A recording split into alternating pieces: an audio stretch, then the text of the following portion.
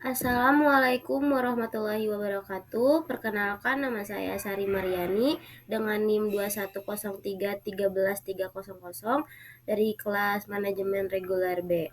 Di sini saya akan menjelaskan tentang tugas ujian tengah semester Bahasa Indonesia yang berjudul Peran Bahasa Indonesia pada bidang manajemen.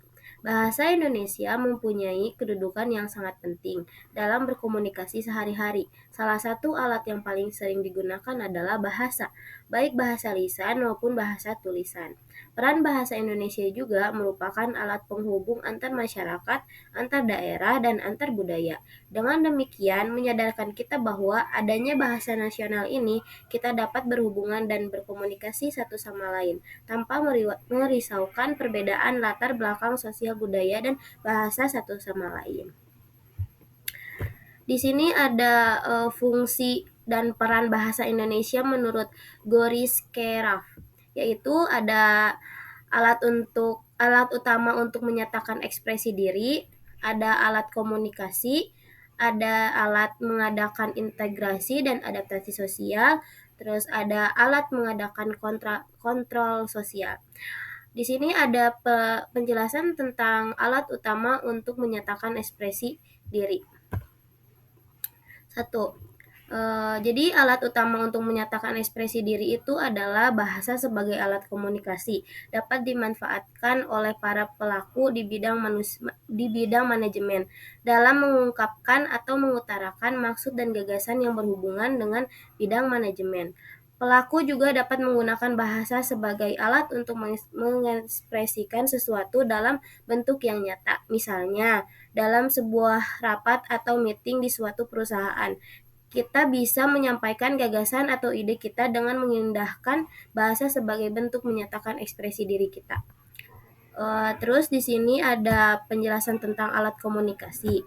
Jadi alat komunikasi itu adalah bahasa sebagai alat komunikasi akan memudahkan pelaku di bidang manajemen dalam mengkomunikasikan apa yang telah menjadi rencana dan tujuan yang akan disampaikan kepada khalayak publik dengan adanya bahasa.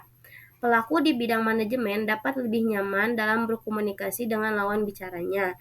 Sebagai alat komunikasi, bahasa dapat memperlancar jalannya proses manajemen. Terus ada fungsi dari alat mengadakan integrasi dan adaptasi sosial juga ada penjelasannya, yaitu alat mengadakan integrasi dan adaptasi sosial. Bahasa sebagai alat integrasi adalah sebuah sistem yang mengadakan perbaur hingga menjadi satu kesatuan yang utuh, sedangkan bahasa sebagai alat adaptasi sosial adalah kemampuan berubah atau diubah untuk menyesuaikan diri dengan keadaan yang berubah. Pada saat kita beradaptasi kepada lingkungan sosial tertentu, kita akan memilih bahasa yang akan kita gunakan tergantung pada situasi dan kondisi yang dihadapi. Terus ada fungsi dari alat mengadakan kontrol sosial. Penjelasannya yaitu alat mengadakan kontrol sosial sebagai alat mengadakan kontrol sosial. Bahasa merupakan alat yang digunakan dalam usaha mengaruhi tingkah laku dan tindak tanduk orang lain. Bahasa juga mempunyai relasi dengan proses-proses sosialisasi masyarakat, dan bahasa juga merupakan alat kontrol sosial yang sangat efektif. Selanjutnya, kesimpulannya, dalam bidang manajemen tentunya bahasa Indonesia memiliki peran yang sangat penting. Terlebih bahasa yang bisa kita gunakan sehari-hari ialah bahasa Indonesia. Oleh karena itu, wajib bagi para pelaku di bidang manajemen untuk fasih dan benar dalam menguasai bahasa Indonesia.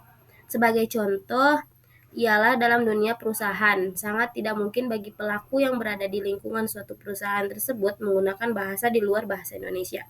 Sebab perusahaan merupakan suatu tempat formal yang dimana bahasa Indonesia merupakan bahasa formal yang ada dan digunakan di negara kita.